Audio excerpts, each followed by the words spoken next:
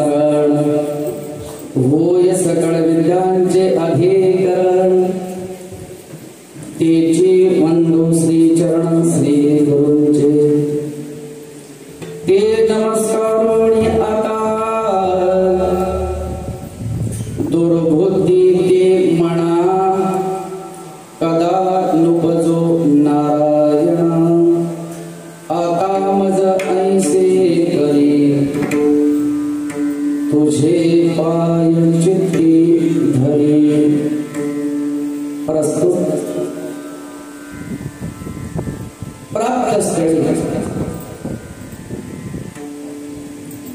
आणि तुम्हा सर्व वारकऱ्यांचं असणारं धर्मपीठ नाम श्री क्षेत्र तुंगेश्वर आणि या तुंगेश्वराच्या प्रांगणामध्ये पुण्यसलीला असणारी काळोखी तिच्या समवेत संतांच्या अंगसंगामध्ये तुम्ही आम्ही सर्वच वारकरी वैष्णव आपली साधना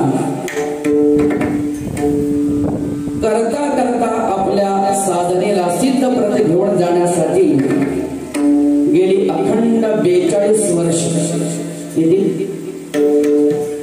42 वर्ष तुमच्या आमच्या या साधनेला आज या मठावर झालेले आहे.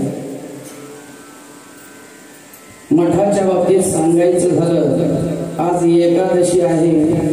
त्यातल्या त्यात असे पंचम आलापो आणि वरी सुगंधू अनेकविध प्रकारचे पंचम आलाप करणारे, तसेच मृदुंगाच्या माध्यमातून हे दोन्ही मुकुटमणी त्याच तोडीचे असणारे तुम्ही सर्वच श्रोते मंडळी,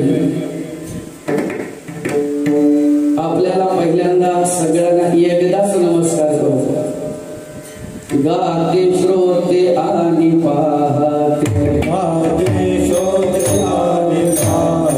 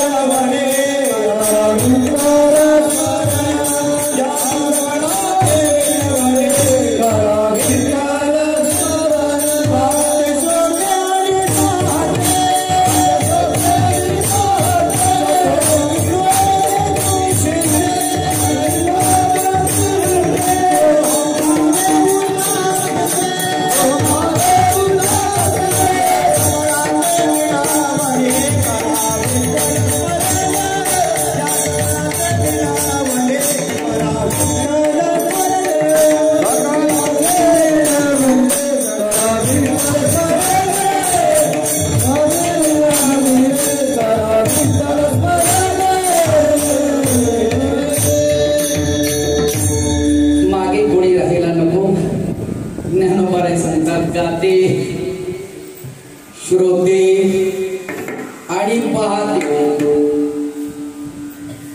काही गाणारे या ठिकाणी आहेत. देवाला वेदानेही गायलेला आहे आणि त्याच देवाला तुम्ही आम्ही सुद्धा त्याच्यामुळे वेदालाही नमस्कार आहे. आणि गाणारे जे आहेत ते गंधर्व गात गाणी, बरोबर,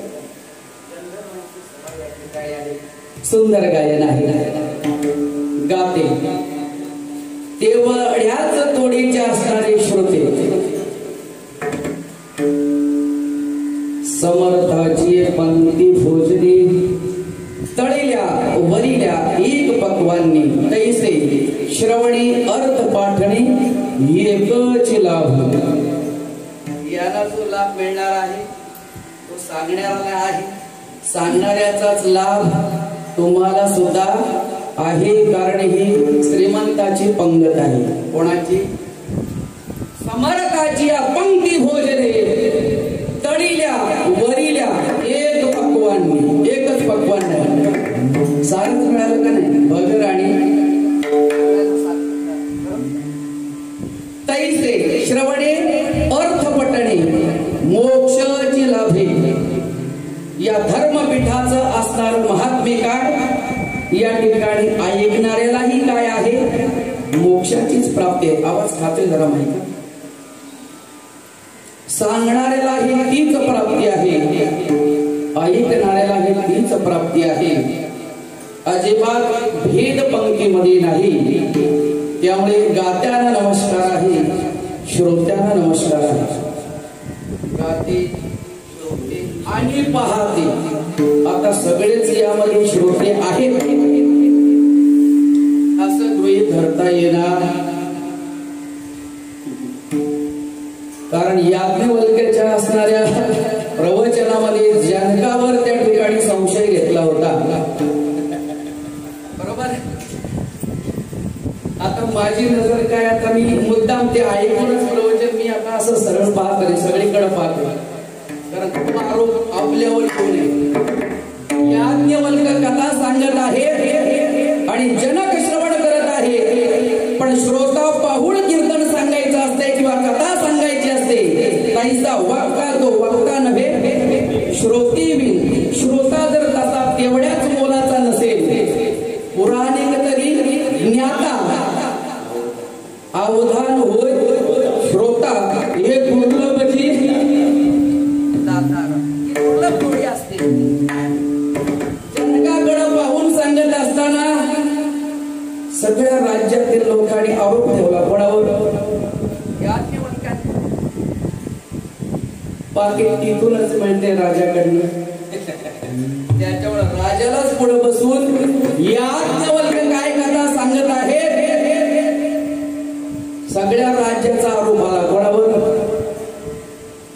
जनक राजावर, याज्ञवल्क्यावर. का तुम्ही जनकाकडे तो राजा आहे म्हणून त्याच्याचकडे पाहून काय करता? ते कथा सांगतात, काहीतरी लाभ आहे आणि अशाबद्दल वक्ता गाक श्रोती यांच्या. जर वक्ता अशाबद्दल असेल तर तिकडे अगोदरच आहे, जशी जशी मिनिटं संपत जातात तसा तसा 51,000 वाजांना विचार काय होतं.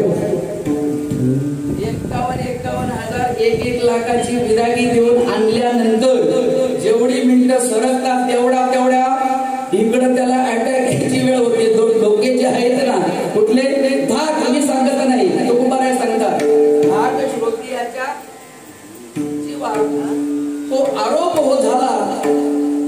याज्ञवल्क्याने विचार केला, आरोप जर त्या ठिकाणी फोडून काढला नाही तर परंपरेला बाधा येईल.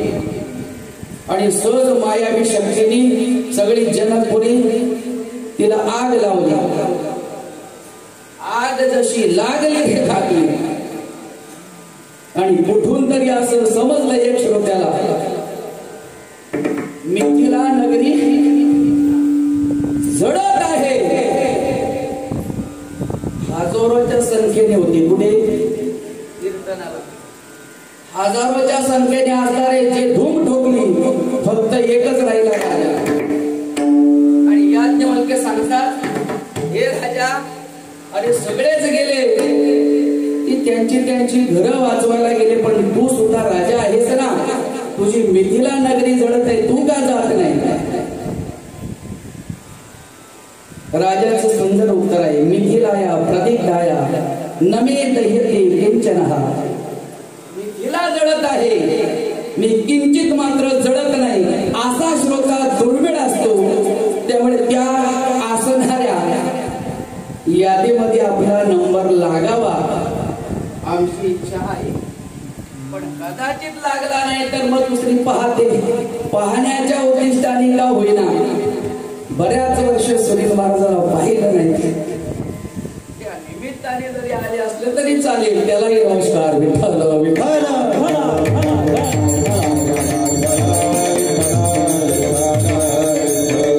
चतुर तुच्छित विनोदे. काही चतुर काय महाराज सांगते, कुठं स्वरबद्ध आहे का नाही, बरोबर व्याकरण आहे का नाही, बरोबर अभंग सोडवता येतो का नाही, असे पण श्रोते आहेत ते असावे. चतुर दुच्छित विनोदी. काही दुच्छित आहेत, आता येऊन बसले. बाबांचं दर्शन झालं, बाबांना भेटलंय, फराळ पण केलंय आणि जायची तर खूप इच्छा आहे कुठे घरी, पण बाबांच्या समोर कसं जायचं म्हणून चित्त तिकडं आहे, बसलेत मात्र इकडे. त्यांना सुद्धा नमस्कार. चतुर काही विनोद म्हणून आलेले आहे. कीर्तन काय आहे? विनोद म्हणून ऐकायला आलेले आहे. भावडो कीर्तन विनोद नाही तरी कीर्तनाचे नटनाचे नासिले व्यवसाय प्रायचित्ताचे नामच नाही पापाचे ऐसे गेले. तुम्ही आम्ही जे कर्म करता कर्म चुकलं तर त्याला प्रायचित्त आहे असं शास्त्र सांगतंय. पण कीर्तन एवढं श्रेष्ठ आहे कलियुगामधलं साधन. कितीही कर्म जरी तुमची चुकलेली असतील त्याला प्रायचित्त घ्यायची गरज नाही. त्यांनी एकदा कीर्तनात येऊन फक्त श्रवण कसं केलं पाहिजे त्याची सगळी कर्म त्या कर्माच्या असणारी बाधा तक्षणी चुकून जाते. एवढं महत्व कलियुगामध्ये कीर्तनामध्ये आहे. म्हणून विनोदाने कीर्तन ऐकू नका. पण विनोद म्हणून जरी असले तरी नमस्कार विठ्ठल.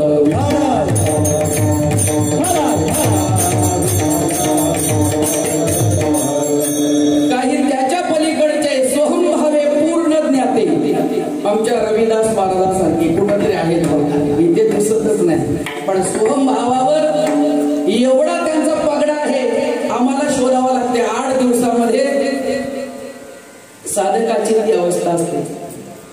जसं कृषीवळ नानाजी आहे आणि आपली पेरणी झाकून ठेवतो तसा परमार्थ आणि साधना जनाचा असणारा जो अरतीर संसार त्या ठिकाणी स्वतः गीतेमध्ये सांगितले. अरतीर जन संसारी जनाच्या संघाची अरीती याचा अर्थ त्यामध्ये हाजीबात अडकायचं लगेच बाहेर निघायचं. ती बाबामध्ये आहे कला विठ्ठल विठ्ठल.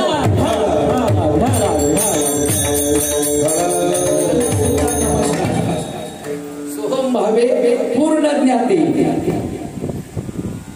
त्याच्याही पलीकडे सांगितलेलं आहे. गाते श्रोते आणि पाहते चतुर दुचित विनोदे सोहम भावे पूर्ण ज्ञाते या सकळाते विनवनी. काय विनवनी? करा विठ्ठल स्मरण. ज्या ज्या वेळेला तो भगवंत मुखामध्ये इकडनं त्या हसणाऱ्या भगवंताच्या नामाचा उच्चार झाला का तो तुमच्या मुखातून येऊ द्या. यालाच कीर्तन म्हणतात विठ्ठल.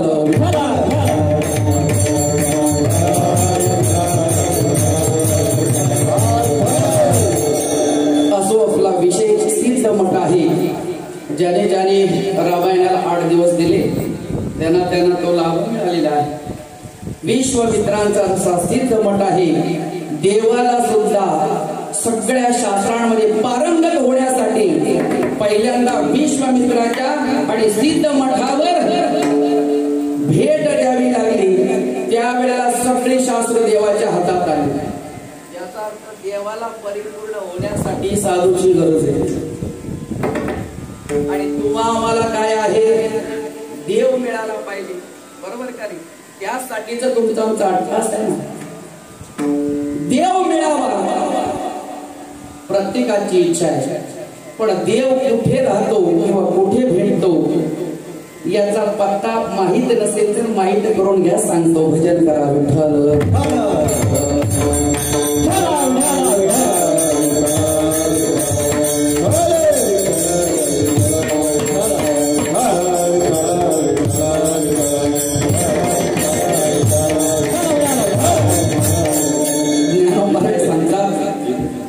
महाराजांचं चाललंय काय? 8 दिवसाचा इतिहास सांगतो. पहाटी काकडा आम्हाला थोडा सोडवला या मंडळीने. कान्हाबाबा असतील, बंधू असतील, सुदामदा असतील, आमचे पाटोळे दादा असतील. खऱ्या अर्थाने खूप आनंद तुमच्या सृष्टीमुळे झालेला आहे. एकदा जोरदार टाळ्या त्याच्यासाठी. तुम्हाला सृष्टीचा आनंद आहे, आम्हाला दुसरा आनंद आहे. फळं पण तिकडनं येतात. हा पहिला आनंद.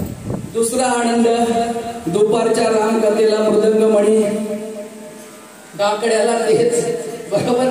पुन्हा भजनाला नियमाच्या भजनाला सुद्धा आम्ही त्या ठिकाणी ही सगळी मंडळी. त्याच्यामुळे एक नाही एक कार्याचे अगत्य कोटी कार्य चकारा परिपूर्ण.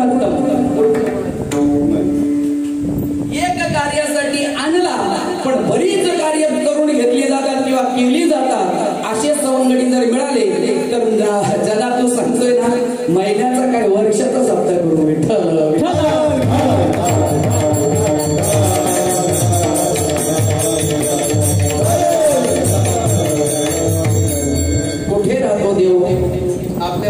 पाहायचं आहे का किंवा देवाचं दर्शन पाहिजे का नाही?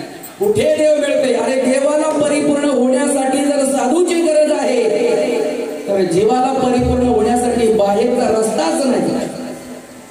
बाहेरचा रस्ताच नाही. त्यानुसार सांगता सती सत्पुरुष, एक सती, दुसरा सत्पुरुष नाम पुरुष का यात्रिक दानश का संन्यासी अलोलिक जाण तपस्वी हन भक्त मनोधर्मे ही मज निजाची धावे. 7 ठिकाणे शोधून बघा, जर जमलं तर 7 ठिकाणावर जा, देव भेटल्याशिवाय राहणार नाही. विठ्ठल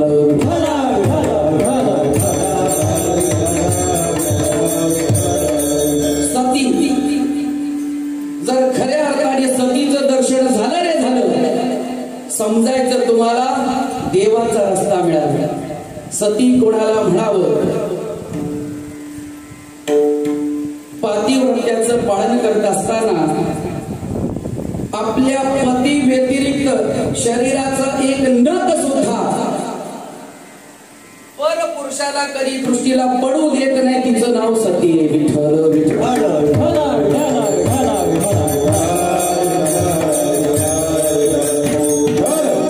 आता शोधायचं म्हटल्यानंतर त्या दिवशीच्या महाराजांनी सांगितलं कसं होईल? कसं होऊन जाईल? भरलिया त्रिभुवना माझी, या सगळ्या त्रिभुवनामध्ये ही अवस्था आता जवळ बाधित आलेली आहे. का? विशेषत्वाने स्त्री जी आहे ना शोभते, पण पूर्ण वस्त्राने शोभत असते. पूर्ण वस्त्राने शोभते. आता आम्हाला वस्त्रच नकोशे झाले आणि त्याचा परिणाम काय तो आता भोगायला सुरुवात झाली. माय बापाला चिंताच ठेवीत नाही मुलाचा. अजिबात नाही. लग्न वर्ष अगोदर लागते आणि माय बाप नंतर ते ओवाळीला जातात. अशी परिस्थिती आता हे का आणलेली आहे? सतीचं आचरण संपलं जगतामध्ये. सतीचं दर्शन झालं, देवाचा रस्ता मिळणार. दुसरं स्थान सांगितलेले सत्पुरुष. सत्पुरुषाच्या बाबतीमध्ये जर सांगायचं झालं तर तुकोबाने सांगितले, पाहता अवघो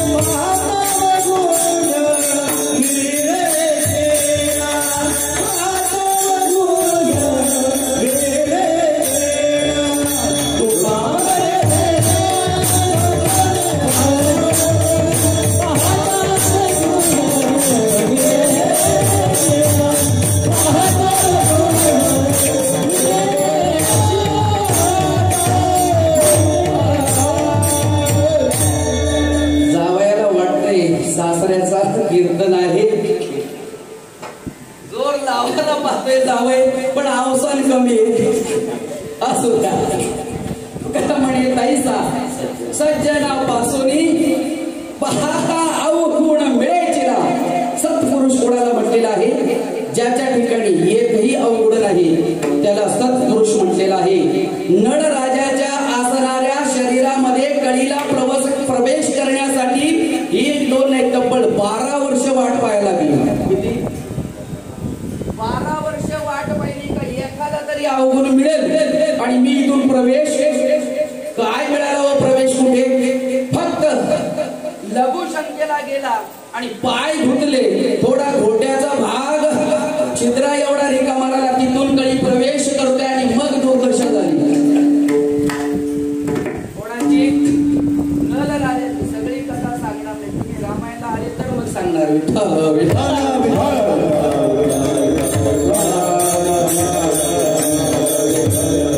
तुका म्हणे ताईसा सज्जना पासूनी अवगुण मिळे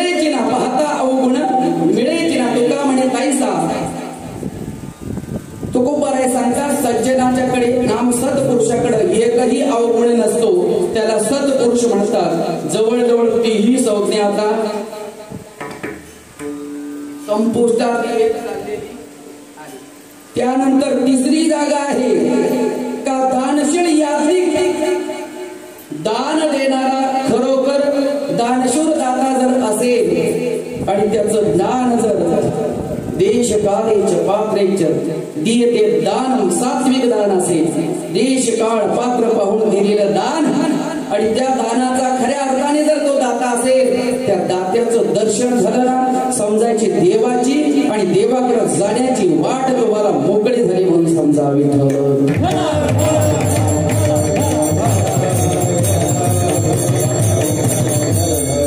आणि युद्धातील परिस्थिती आहे महाराज. आम्ही मला वाटतंय जनावरते महाराज तुम्ही 2-2 तास, सकाळी 2, दुपारी 2, आता 2, 8 तास बोलता. कसे जना फक्त नावं वाचायला गेला. कोणाची? सभासदाची नावं वाचली तर घसा कोरडा पडला. एवढे दानशूर दाते आज या मठाच्या अनुषंगाने तयार झालेले आहेत. एकदा त्यांच्यासाठी पण काढा. सहज संकल्प केला हो, मागायचं नाही, बरोबर, मागायचं नाही. पण ज्याला ज्याला बाबांच्यावर प्रेम असेल, साधना जर खरी असेल, हे जर तुम्हाला अंतःकरणापासून वाटत असेल ना बाबांनो, तर आमच्या हकेला हाक द्या, अन्यथा देऊ नका. मला वाटते सर हाक मारल्याबरोबर एवढा जनसमुदाय तयार होतोय. का होतोय? कार्य शुद्ध आहे म्हणून. कदाचित तुमच्या कर्णपटलावर इथल्या असणाऱ्या कार्याच्या बाबतीमध्ये अपशब्द जर येत असेल तर त्या क्षणी त्याच्या थोबाडात मारा. त्याला म्हणा तू सत्य आहे का नाही आहे हे प्रत्यक्ष मठावर येऊन पहा. जर त्यामध्ये एक आण्याचा जरी घोर असेल, त्या क्षणी या मठाचं मठाधिपती ज्यांच्याकडे आहे ना, त्यांना आम्ही आदेश देऊ, तुम्ही मठामध्ये राहायच्या लायकीचे नाही. पण उगाच कोणीतरी आरोप कराल आणि तुमच्या जीवनाची हानी कराल बाबांनो, हे असं होऊ नये. येतो कळवळा म्हणून या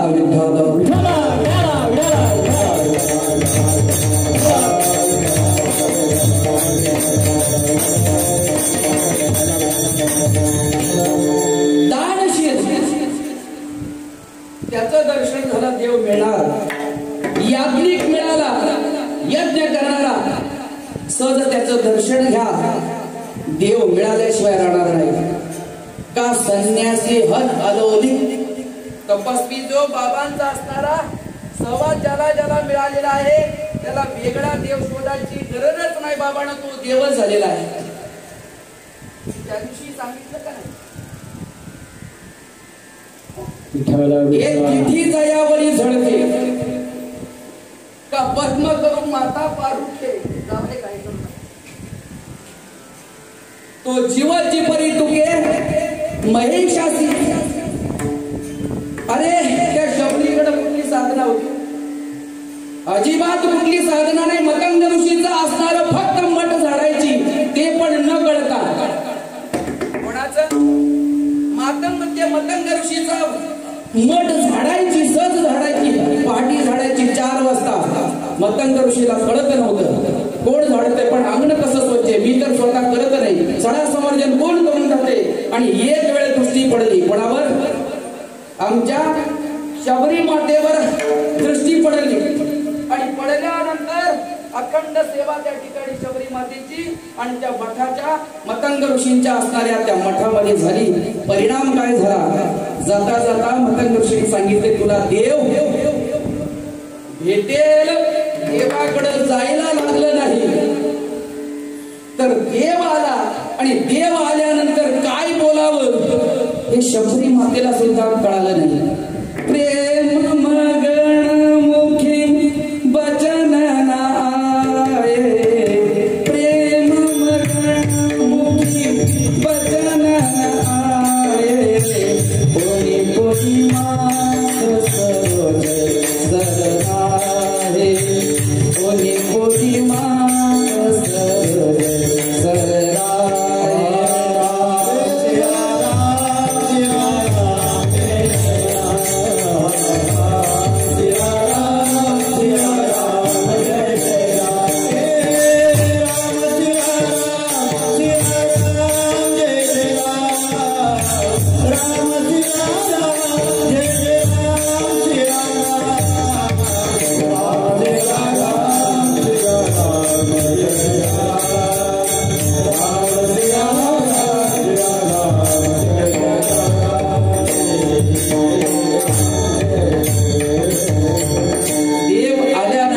शबरी मातेला प्रेम मगन मुखी वचन ना आवे पुनी पुनी माग सरोज सरनाळे. तुळशीदासांनी वर्णन केलंय सारखे अश्रू आणि त्या शबरी मातेच्या प्रेमाचे अश्रू देवाला पाहिल्याबरोबर आणि सतत असे ओघळत आहे. आणि मग आशा असणाऱ्या साधकासाठी देवाने सुद्धा 9 प्रकारची भक्ती सांगितली. प्रथम भक्ती कर संतन संगा, दुसरी रती मम कथा प्रसंगा, तिसरी भक्ती अमान, चौथी भक्ती मम गुणगान, पंचम भक्ती वेद प्रकाशा, छठम विरती बहुत करणा, सातवे सम मोही सम जग जाना, आठा जता लाभ संतोषा आणि नवम सरळ जिना. आता सगळ्या सांगितलं नाही तेवढा वेळ आपल्याला शेवटची भक्ती सांगितलं. हे शबरी, ज्याचं जीवन सरळ आहे ना त्याला मी भेटतो. ही सरळ भक्ती जी आहे ना, जीवन फक्त आपलं सरळ करा. देव तुम्हाला तुमच्या मनेच विराजमान आहे, वेगळा शोधायची गरज नाही. आपलं जे इकडे तिकडे आडेवेडे चाललेत ना त्या जीवनाला फक्त आपण सरळ करा. सरळ जीना, सरळ जीवन जगायला सुरुवात केली नाही केली, देव कुठे जात नाही बाबांनो. देव स्वतः अवतीभोवती नांदणार आहे. मोठं वर्म सांगितलं कोणी? प्रभू रामचंद्रांनी मोठं वर्म सांगितलं. तपस्वी हन अदोनी, तपस्याच्या असणाऱ्या तपसाधनेने हा सिद्ध मठ पवित्र झालेला असल्यामुळे इथलं दर्शन भगवंतापर्यंत पोहोचवणार. का संन्यासी हन अलोनी, त्याच तोडीचा जर संन्यासी असेल त्याच्या दर्शनाने आणि तुम्ही त्या देवापर्यंत सहज जाणार. का भक्त हन माझी निजाची धामे, आणि एवढ्याच पात्रतेचे निस्सीम भावाने सेवा करणारे जर भक्त साधक मिळाले त्यांच्या दर्शनाने देवाची प्राप्ती घडणार. अशी 7 ठिकाणं आहे, त्यापैकी हे सिद्ध ठिकाण आहे. आणि म्हणून ज्याला ज्याला देव मिळावा अशी इच्छा आहे त्याने इथलं प्रेम, इच्छा असली तरी कमी करू नका. विठ्ठल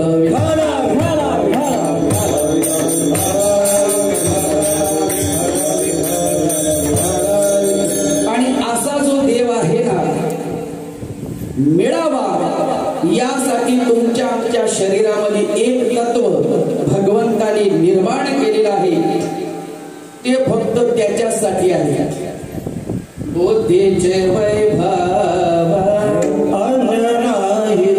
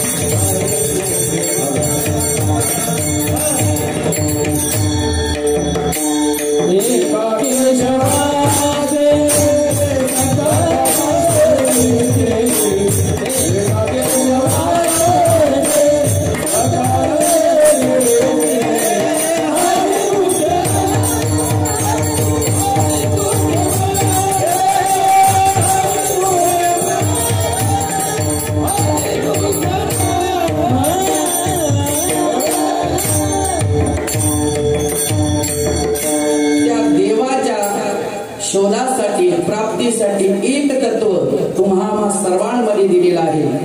त्या तत्वाचं नाव काय आहे? बुद्धी. स्वतः ज्ञानोबराने हरिपाठामध्ये सांगितले बुद्धीचं बाकी दुसरं वैभव नाही, अन्य नाही तुझे.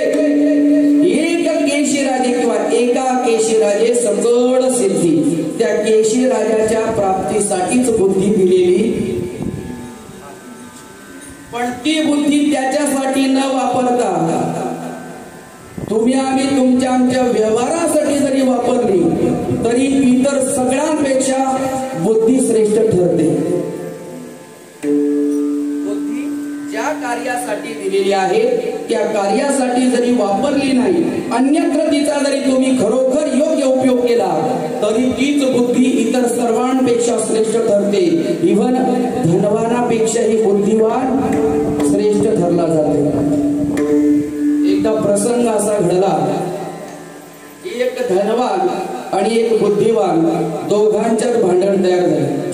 तो म्हणतो धन श्रेष्ठ आहे आणि एक म्हणतो बुद्धी श्रेष्ठ आहे. आता ते भांडण गेलं राजाकडे. राजाकडे गेल्यानंतर राजा काय निर्वाळा देणार? धनवानाच्या बाजूने बोलणार का बुद्धिवाद्यांच्या बाजूने बोलणार? राजाला दोन्ही पाहिजे.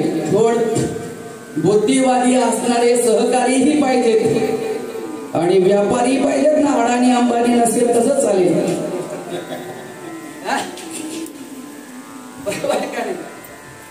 अडाणी अंबानी जो आहे त्याचीही गरज आहे, धनवानाचीही गरज आहे. कोणाला? राजाला. आणि डोबल सारखे जे आहेत ना त्यांची पण गरज आहे. धनवानही पाहिजे आणि बुद्धिवानही पाहिजे. राजाला निर्वाळा देता येत नाही, कारण एका बाजून दिलं तर एक बाजू कमी होईल. धनवानाच्या बाजूने न्याय दिला तर बुद्धिवादी जीव कमी होईल. बुद्धिवाद्याच्या बाजूने न्याय दिला तर धनवान लोक महाराष्ट्राचं सोडून गुजरातला पडतील. बरोबर का नाही? न्याय देता येत.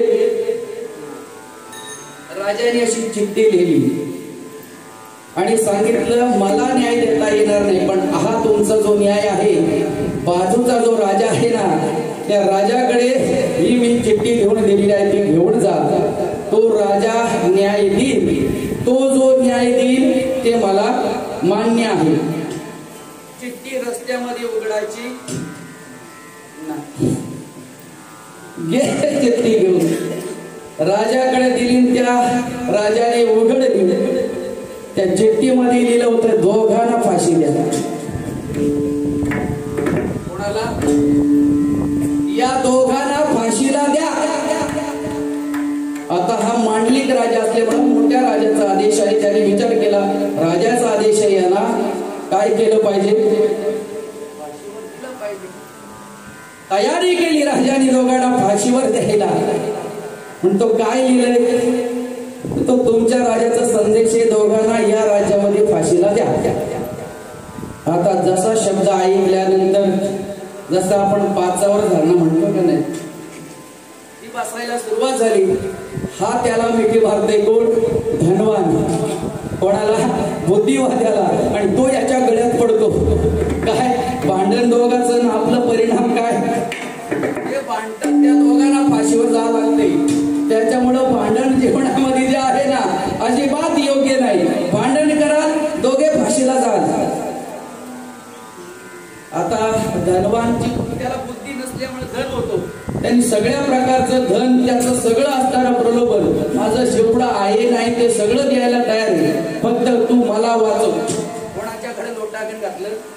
बुद्धिवाद्याकडे. म्हणतो सर सलामत तू पगडी. बरोबर का नाही? वाचलं तर पुन्हा धन कमी होईल.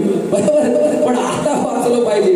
बुद्धिवादी म्हणतो ठीक आहे, आता तुझं आणि माझं संघ खोटा खोट्याचा. तुकोबाराय सांगतात खोट्याचा खऱ्याला संघ जर खऱ्याचा खोट्याला झाला तरी आघात मात्र दोघांचा ठरलेलाच आहे. त्याच्यामुळे तो मी जी युक्ती करतोय फक्त तू काही बोलू. बुद्धिवादी जो आहे पुढे गेला, राजाला सांगितलं राजा आमच्या राजाची इच्छा आहे ना, आम्ही तुझ्या राज्यामध्ये फाशीला गेलो पाहिजे. खुशाला तुम्ही त्या ठिकाणी सुळावर द्या किंवा त्या ठिकाणी फास तयार ठेवा, आम्हाला फाशीवर द्या. फक्त मला अशी शंका आलेली आहे, त्या शंकेचं उत्तर तुम्हाला जर देता आलं तर बघा, तेवढं द्या आणि खुशाल आम्हाला काय करा, फाशीवर द्या. जर या तुझ्या आम्हाला जर आमच्या राजाला फाशीलाच द्यायचं असेल तर तुझ्या राज्यात पाठवायची काय गरज? आमच्या राज्यात दिला नसता का? आणि का किंतु बरोबर का नाही? परंतु अशी चालेल संभ्रम तयार, निश्चय बदलला जातो, विश्वास ढळला जातोय. राजाची तर लगेच बुद्धी बदल. अरे हे खरं आहे, फाशीवर जर द्यायचं असेल तर त्याच्या राज्यात पण सगळी तयारी नाही, इकडे का पाठवलं? आता राजा घाबरला, का पाठवलं म्हणून. तो बुद्धिवादीवर जीव होता तो जवळ गेला आणि त्यांनी सांगितलं आमच्या कुंडलीमध्ये असं लिहिलंय, ज्या राज्यात आम्ही मरू,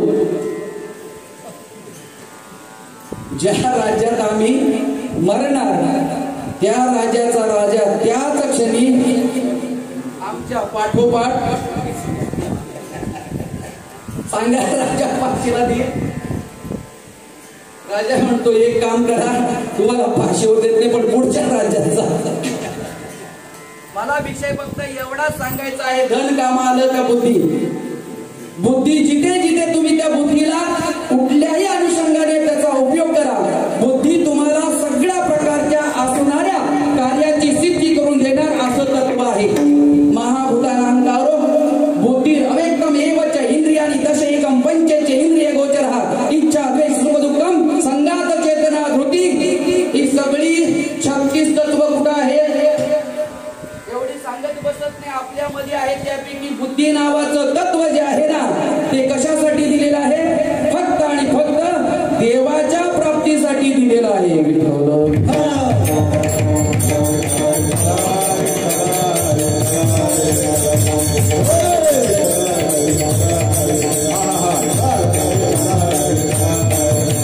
आणि म्हणून त्या ठिकाणी तुकोबाराने विचार केलं. काय केलं विचार? का देवानी फसवायला नको. माग माग म्हणतोय का आता शेवटचा दिवस मागायचंच आहे. काय काय मागावं, काय मागावं? तर तुकोबाराय सुद्धा देवाच्याच त्या ठिकाणी तुकिता तुळणीसी त्यांनी पाहिले. बऱ्याच जणांना ठकवले कोणी? देवानी मागून. आणि ज्याने ज्याने घेतले ते फसलेत. बरोबर का नाही? आता तो ध्रुव आढळपत पाहिजे अजून लटकलाय, हलत नाही, चालत नाही. बरोबर आढळपत घेतला आता काय सुट त्याच्यामध्ये? कधी कधी तो ध्रुव तारा दिसला जातोय. काही काही ज्याने ज्याने मागले ते मागून फसलेत. आणि फसल्यानंतर तुकोबाराने विचार केला, अरे देवाला मागायचं तर कसं तसं मागून जमणार.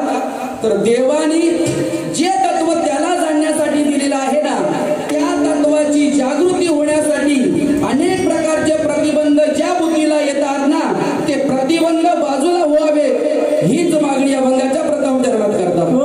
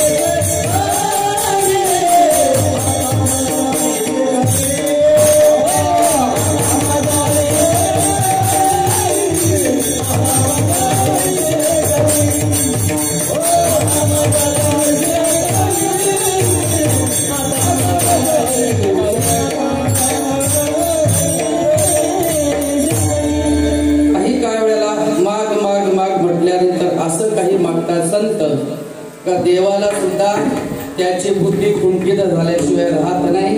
बाबा गमतीने उदाहरण सांगायचे का नाही. श्रीमंताच्या घरी आपली जर मुलगी गेली का ललयाचे लळे पुरती, मनोरथाची मनोरथ सरती. जरी माहेरी श्रीमंत होती, तुम्हा श्रीमंत कलिंगड असेल, बरोबर का नाही, राम फळ असेल, रात्रीची किती फळं काकडा मंडळी खाते विचारा का. तर हे जे माहेर आहे ना कसं आहे का लळयाचे लळे पुरती, मनोरथाचे मनोरथ सरती. जरी माहेर श्रीमंत होती, तुम्हायसी माहेर त्या ठिकाणी श्रीमंत असलं ते असलं का सगळे लळे पुरले जातात.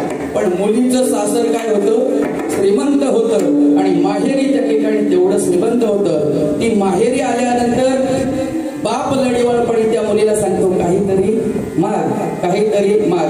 ते म्हणते मला काहीच उरलं नाही, काही अनुचित आम्हाला काही मागायचं नाही, मला ते उचित वाटत नाही. कारण बाबा तू मला ज्या घरी दिलेली आहेस ना ते घर माझ्यासाठी काय आहे, वैभवाचं स्थान तयार असल्यामुळे मला माझ्या जीवनामध्ये काहीच दुःख नाही, मला काहीच मागायचं नाही. तरी बाप आग्रह म्हणतो काहीतरी काही आहे मागाच मागाच मागाच. आता ती जशी गमतीने म्हणते बाबा जर तुला द्यायचंच असेल ना तुझ्या नावाचा 7-12 तेवढा माझ्या नावावर कर. आमचे ठंबाय हुशार तिने सांगितलं होते मी करून घेतलं. हुशार लागते काही बुद्धी कुठं चालवायची ती चालवली पाहिजे. 7-12 माझ्या नावावर असं म्हटल्यानंतर बाप काय करेल, काय करणार, मागणं हे थांबलं तिथंच. तसं तुकोबार आहे मागत नव्हते पण देव म्हणते माग. तुकोबार म्हणतात द्यायचंच असेल तर दुर्बुद्धी देऊ नको. म्हणजे काय रे, बरोबर काय, सतनाम परमेश्वर. हे परमेश्वरा तुझ्या संबंधाने असणारा विचार करणारी जी आहे ना तीच दे, बाकीची देऊ, बरोबर का. आणि संसारिक जीवाला भुलवण्यासाठी बाकी सगळं देतोय देव, ती देत नाही. आणि तुकोबारायचं मागणं कुठं आहे, इथं आहे. दुर्बुद्धी नको, त्या संबंधाने सद्बुद्धी पाहिजे. बुद्धीच्या बाबतीमध्ये अनेक प्रकाराने शास्त्राने बुद्धीचे प्रकार सांगितलेले आहेत. ज्ञानोबारायांच्या ज्ञानेश्वरीमध्ये जर तुम्ही आम्ही डोकावून पाहिलं, अव्वाटल्या आस्था बुद्धी, विषय सुखाची परमावधी, जीव तैसा उपाधी आवडे लोका, जै कामी प्राणी कामे भरू, देहाचे वरी आदरू, आणि म्हणून पडला विसरू, आत्मबोधाचा विसर पाडते कोण. आस्था बुद्धी नाम विश्वास ठेवणारी बुद्धी ढळली. अव्वाटल्या याचा अर्थ त्या वैश्वारिक किंवा निश्चयात्मक असणाऱ्या बुद्धीचा विश्वास बाजूला ढळला. आस्था नाम विश्वास थोडासा बाजूला गेला, अव्वाटला. परिणाम काय होते, अव्वाटल्या आस्था बुद्धी, विषय सुखाची परमावधी. त्या जीवाला मग देव आवडत नाही. काय आवडतो, विषय आवडतात. आणि परमावधी याचा अर्थ परम, त्या ठिकाणी विषयाचा संतोष होते. विषय सुखाची परमावधी, जीव तैसा उपाधी आवडे, व तो देहालाच खरं मानायला सुरुवात करतोय. वैश्वास या ठिकाणी निश्चयात्मक बुद्धी बाजूला ठळली का त्याची ही जी बुद्धी आहे ना ही त्या जीवाच्या हानी काय करते तर त्या देवापासून त्याचा विश्वास बाजूला काढते आणि मग त्याला विषयाच्या मार्गाला लावते. आणि विषयाच्या मार्गाला लावत असताना देवच खरा आहे. काय आहे, देवच खरा आहे असं सांगायला सुरुवात करते. ही एक आस्था बुद्धी ढळली तर हा परिणाम होतो. देह सांगायला सुरुवात केली का तिची परिणिती पुन्हा भागवतामध्ये सांगितलेली आहे. देह बुद्धी तयार होते. आस्था बुद्धी बाजूला गेली का दुसरी देह बुद्धी तयार होते. आणि एकदा देह बुद्धी तयार झाली परिणाम काय होतो, देह बुद्धीची नरा, थोर चिंतेचा अडदरा, संकल्प विकल्पाचा दरारा, ममतेद्वारा आणि वाद. एकदा देहात्माची बुद्धी तयार झाली परिणाम काय होतो, देह बुद्धी बुद्धीच्या नरा थोर चिंतेचा आडदरा. पहिल्यांदा चिंता ग्रासते कुठे? त्या जीवाला. देहबुद्धी तयार झाली नाही. संकल्प विकल्पाचा दरारा. पुन्हा लगेच संकल्प लगेच विकल्प दरारा. याचा अर्थ असे काठी घेऊन संकल्प गेला रे गेला का लगेच विकल्प, विकल्प गेला का लगेच संकल्प. ममताद्वारे आणीवार देहाच्या ममत्वामुळे संकल्प विकल्पाचे दरारे आणि चिंताना या चित्ताची चांचल्य अवस्था आहे ना ती चिंता व्यापते. आणि चिंता ऐसी डाकिनी काट खेले ज्या खाय. कबीर महाराज सांगतात अशी डाकीन आहे पहिल्यांदा काळीच खाते. कोण? चिंता. चिंता तरी एकदाच मारते, बरोबर का नाही? रोज मारते. चिंता समवेता बिंदू मात्रे विशेषतः सजीवम दहते चिंता आणि निर्जीवम दहते चिंता. चिंता कोणाला? जो निर्जीव झाले त्याला जळते, पण जो जिवंत आहे त्या जीवाला जळते. तिचं नाव चिंता. ती कधी तयार होते? आस्था बुद्धी बाजूला गेली का देहबुद्धी तयार होते, आणि देहबुद्धी तयार झाली का चिंता व्यापते. ममतेच्या अनुषंगाने देहाचं जे महत्व आहे देहाच्या त्या अनुषंगाने संकल्प विकल्पाचे दरारे धक्के या जीवाला मिळतात. पुन्हा जीव त्या ठिकाणी काय होतो? देवापासून बाजूला जातो. पुन्हा ज्ञानोबरायांनी सांगितले ते उदाहरण देऊन एरविट्या कोणासारखं? कोश कीटकाची परी जो आपलाच आपण वैरी, जो आत्मबुद्धी शरीरी चारुस्थळी आत्मबुद्धी विसरते. पुन्हा तिसरी बुद्धी सांगितली आत्मबुद्धी तो विसरला जातो आणि शरीरावर त्या ठिकाणी काय होते? त्याचं ममत्व तयार होते. त्याचं उदाहरण आपल्या बोधले महाराजांनी दिलंय.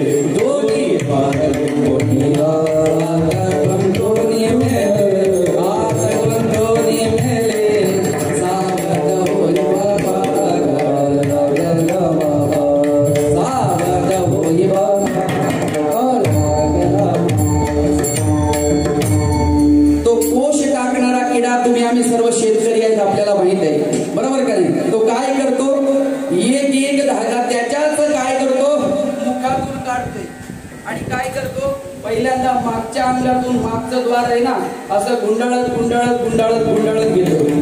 काय करतो? पहिलं द्वार मागचं जिथून जे धागा निघते ना तिथलंच बरोबर लपेटत लपेटत लपेटत पुढं पुढे येतो. धागा मुखातून निघतोय पण ते मागच्या बाजून स्वतःला काय करते? आता गळ्यापर्यंत आलं का त्याला वाटतं अरे इथपर्यंत सुरक्षित आहे, पण कोणी गळा जोडवला तर बरोबर का? पुन्हा थोडस वर जाते. कुठपर्यंत येते? हनवटीपर्यंत येते. पुन्हा मध्ये कोणी नाकास दाबला तर पुन्हा त्या नाकापर्यंत असं करता करता शेंडीपर्यंत येते. मग तो शेंडीला धरून पुन्हा बाहेर काढलं तर हे कीटक मग ते काय करतोय? खालचं तर लिंपून ठेवलंय, वरच्या असणाऱ्या टोकापर्यंत त्याचा धागा काय केला त्यांनी? गुंडाळून ठेवला. आता जोपर्यंत श्वासोच्छवास चालू होता तोपर्यंत दोन्ही द्वार लिंपल्यानंतर परिणाम काय? ना इकडचं नाही तिकडचं नाही. परिणाम काय झाला? दोन्ही द्वार लिंपून टाकलं. परिणाम काय झाला? दोन्ही द्वार लिंपून आत गुंतून या एरवीच्या कोश कीटकाची आपली तो आपुलाच आपण वैरी, तो त्याचा तो वैरी का? तो आत्मबुद्धी शरीरी चारुस्थळी आत्मबुद्धीचा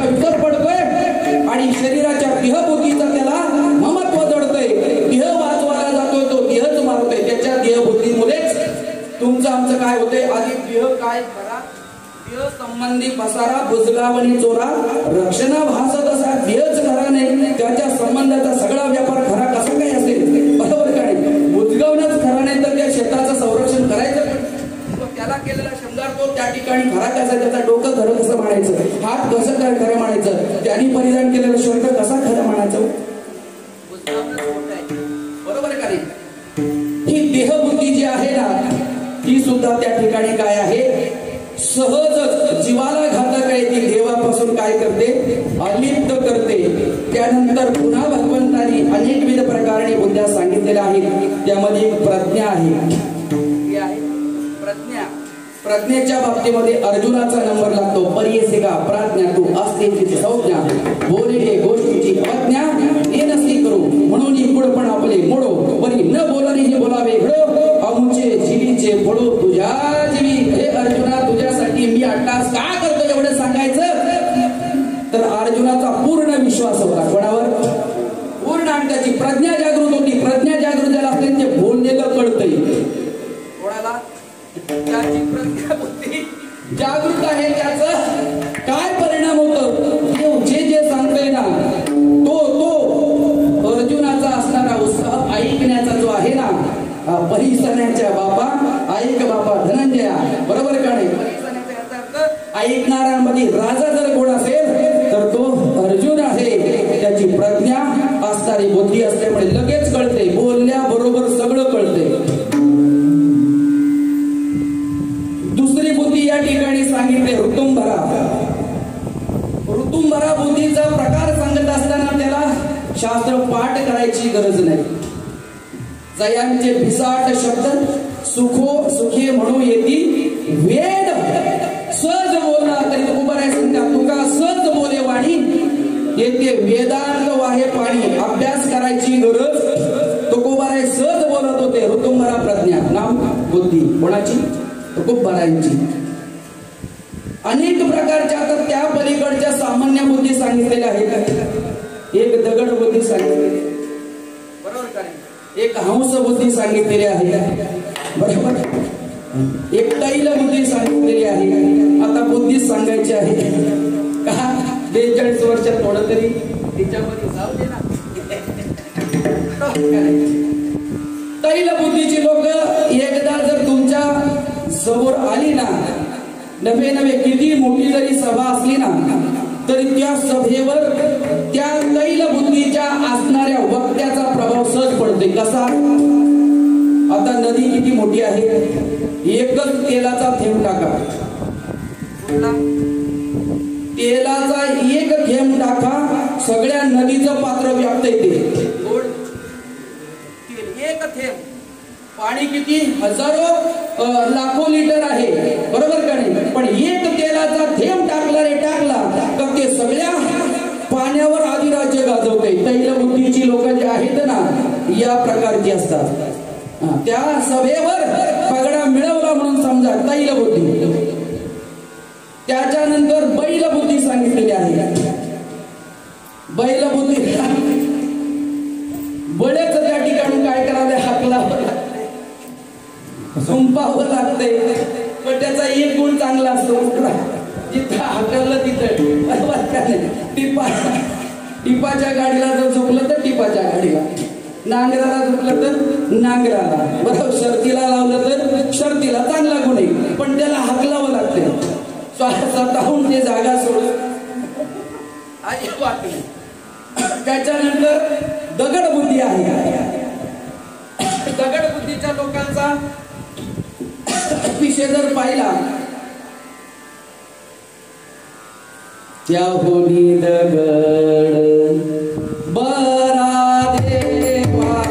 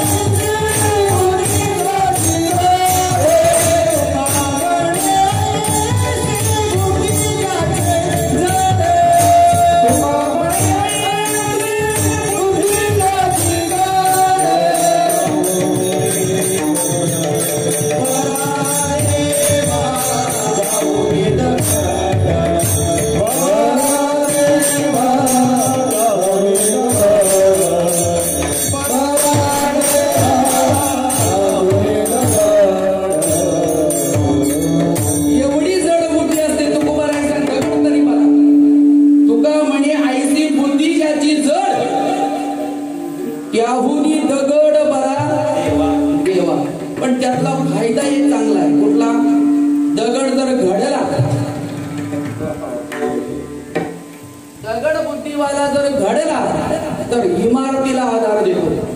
काय करतोय? इमारतीला पहा, तुम्ही आम्ही तुमच्या आमच्या पूर्वीच्या असणाऱ्या इमारती जोत्यांवर उभ्या करायचो का नाही? बरोबर का नाही?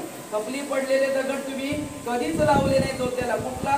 तो चारी बाजून बसेल, घावसण करून करून करून जो त्या ठिकाणी तयार झाला, त्या दगडाने आज मोठ्या मोठ्या इमारतीला काय दिलेलं आहे? इमारतीला आधार देतो. आणि त्याही पलीकडे जर त्या दगडाने घडायचाच विचार केला तर तो देव बनतो. काय करतो? देव बनतो. साहुनिया टाकी घाय, दगड देवच झाला पाहिजे. तुकोबाराय सांगतात तशा बुद्धीची लोक चांगली, म्हणजे निदान घडवतात तरी येतात. दोष असेल पण घडली तर त्या ठिकाणी एवढं कार्य त्याला देव बनता येते, एवढं त्या असणाऱ्या बुद्धीमध्ये असेल. त्यानंतर हंस बुद्धी सांगितलेली आहे. चेर निवाडते पाणी,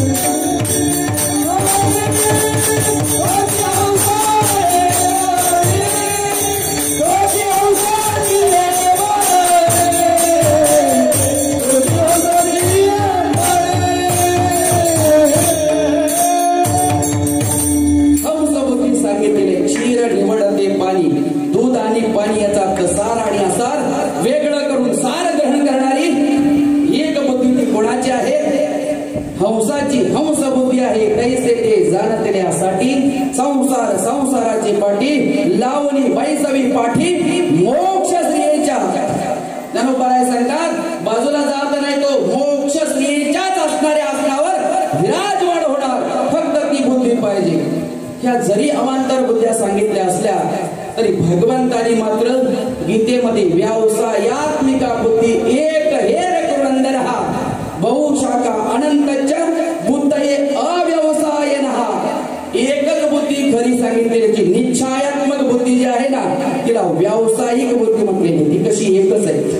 व्यावसायात्मिका बुद्धी एक हेर कुरंदनः, एकच आहे. बाकीच्या बहुशाखा अनंतच बुद्धी अव्यवसाय. मग ती व्यावसायिक बुद्धी कुठली? तया ईश्वरा वाचुनी काही लानीच नाही ती एक ती सद्बुद्धी पाही अर्जुना. जगी जैसा गंगेसी उदधी निरंतर. गंगेचं शेवट काय? गंगेचं शेवट उद्दिष्ट काय? तर उदधी नाम समुद्र. तसं ज्याच्या बुद्धीचा निश्चय देवच हा ईश्वरा वाचुनी लानी अनेक काही नाही. एकच सद्बुद्धी पाही अर्जुना जगी येरते दुर्मती. दुर्बुद्धी कुठली? हे सांगायचं की मला एवढं सांगावं लागले. येरते दुर्मती हे बहुत असे विकर जगी जे तर निरंतर रमती अविवेके. मग तया पारता स्वर्ग संसार अवस्था आत्मसुख सर्वता दृश्य नाही. असं सांगितलं त्या ठिकाणी. कुठलं? येर दुर्मती. एक निश्चयात्मक परमेश्वराच्या अनुषंगाने विश्वासाने पूर्ण परमेश्वरासाठीच विचार करणारी जी निश्चयात्मक बुद्धी आहे ना तिला व्यावसायिक बुद्धी म्हटलेलं आहे. आणि ती सोडून इतर विचार करणारी अव्यावसायिक जी बुद्धी आहे ना तिला दुर्मती नाम दुर्बुद्धी म्हटलेली. दुर्मती काय? ते दुर्मती तिला दुर्बुद्धी म्हटलेलं आहे. ते बहुत असे विकर गती, तिला बऱ्याच प्रकारचे विकार आहेत. मग त्या ठिकाणी त्या असणाऱ्या निरंतर रमती अविवेकी पुरुष त्या दुर्मतीकडे रममाण होते. ज्ञानोबाराय सांगतात त्या बुद्धीचा असणारा प्रभाव कोणावर आहे? विवेकी पुरुषावर नाही, अविवेकी पुरुषावर आहे. बहुत रमती अविवेकी. आणि मग त्याची प्राप्ती काय? मग तया पारता स्वर्ग संसार नरक अवस्था. एक तर त्याला स्वर्ग मिळणार, एक तर संसार मिळणार, एक तर नरक मिळणार.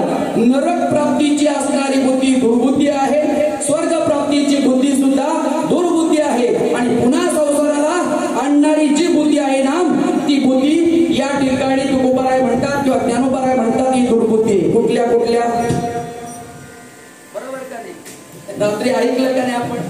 लक्षात ठेवलं पाहिजे तुम्ही, बरोबर का? कसं ठेवलं पाहिजे? ती दुर्बुद्धी आहे कुठली? जी बुद्धी तुम्हाला तुमच्या विचारातून संसार प्राप्त पुनश्च करून देते. आणि संसार कसा आहे?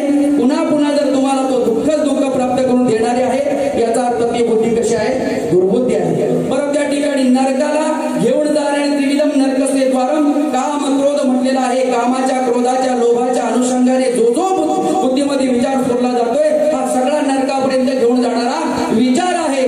नरकाला घेऊन जाणारा विचार करणारी बुद्धी नाम दुर्बुद्धी आहे. संसाराला जन्म देणारी बुद्धी नाम दुर्बुद्धी आहे. पण त्याच्याही पलीकडे स्वर्गामध्ये बसवणारी सुद्धा दुर्बुद्धीच म्हटलेली आहे का? तेतम भुक्त्वा स्वर्गलोकम विशालम चिरे पुण्य मर्तलोकम विशंती एवं त्रयी धर्म हनो प्रपन्ना गतागतम काम काम लभन्ते. मग दया पुण्याची पावटी सवेची इंद्रपणाची उटी उतरे आणि येऊ लागती माघारे मृत्यू लोका. उटी माहित आहे ना? वेगळाची बाहुली अपराची सावली जाईल रया. उटी म्हणजे एखाद्याने लेप लावला, बरोबर का? आणि तो लेप कोणाला लावलेला आहे? लेप लावून जे सौंदर्य दिसलं जाते, बरोबर का नाही? लाकडामध्ये त्याला उटी म्हणायचं. सरळ सरळ अर्थ उटी म्हणजे उठणं असेल किंवा लेप असेल, बरोबर? तो आता एसी मध्ये बरा वाटतो. कुठं? ज्या एसी मध्ये ते एअर डाय पासून सगळं केलं जाते, लेप लावला जातोय का नाही? ती एसी मध्ये थंड असल्यामुळे ते चिटकून राहते. आणि ते 43 डिग्री मध्ये आल्यावर ते काय होतंय? 43 डिग्री मध्ये आलं का सगळा उटी खाली उतरते. आणि उटी खाली उतरली का पुन्हा मागं ती कुठं? Beauty parlour. आता किती वेळा उतरल्यावर किती वेळा जायचं? परिणाम असा आहे, ते आपलं नाही ना, खरं आहे का? खोटं आहे ते त्या ठिकाणी कुठपर्यंत आहे? जोपर्यंत ऊन लागत नाही तोपर्यंत लेप, बरोबर आहे? एकदा उन्हाची झळ लागली का लेप उतरला. तसं स्वर्गामध्ये कुठपर्यंत राहायचंय? पुण्य जोपर्यंत शिल्लक आहे तोपर्यंत राहायचं. पुण्य संपलं का पुन्हा ती उटी उतरली का खाली म्हणून त्या ठिकाणी ज्ञानोबा राय सांगतात ही दुर्बुद्धी आहे. स्वर्गाची प्राप्ती घडून देणारी बुद्धी म्हणजे दुर्बुद्धी आहे. संसाराची प्राप्ती घडून देणारी बुद्धी म्हणजे दुर्बुद्धी आहे. नरकाला घालणारा विचार नाम त्या ठिकाणी काय आहे? दुर्बुद्धी आहे. आणि तीच माझ्या जीवनामध्ये नको असं तुकोबारायांचं म्हणणं आहे. दुर्बुद्धी ते मना कदा नुपजो नारा ये ना. मग काय करा बंगाचं दोष होते?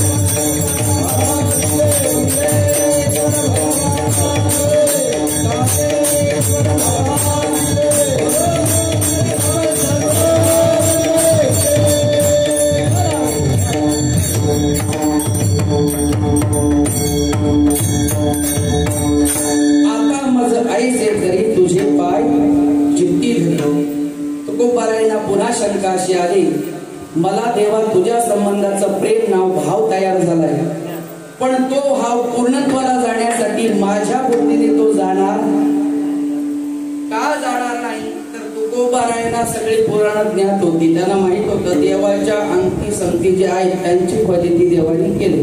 तर ते 5 मिनिट काय घाबरू नका, एकादशी तुम्ही पण एकच दिवस आला बरोबर. त्याच्यामुळे आम्हालाही वाटतंय का 8 दिवस आम्ही पण तुमच्यापासून बाजूला राहिलो, आता पुढे दिसता तुम्ही तर थोडस तुम्हालाही आमचा आनंद तुम्हाला आणि तुमचा आनंद आम्हाला, बरोबर का नाही? देवाच्या जवळच्या लोकांची फजिती झालेली आहे. अंगठी संगती असणाऱ्या देवाचं नाव अक्रूर, बरोबर का? अक्रूर याचा अर्थ का ज्याला पावलामध्ये देवाचं दर्शन झालं, पुन्हा खुराच्या गायीच्या खुराच्या पावला देवाचं दर्शन झालं, तिथून देव नाहीतर देवाला सुद्धा मथुरेला घेऊन जात असताना अक्रूर बरोबर जातो, याचा अर्थ देवाला रस्ता दाखवणारा एवढा भक्त मोठा, बरोबर का?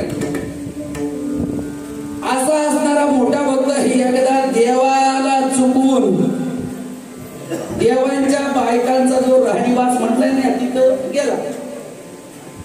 नको नको स्त्रियांचा करती आघात, बरोबर का?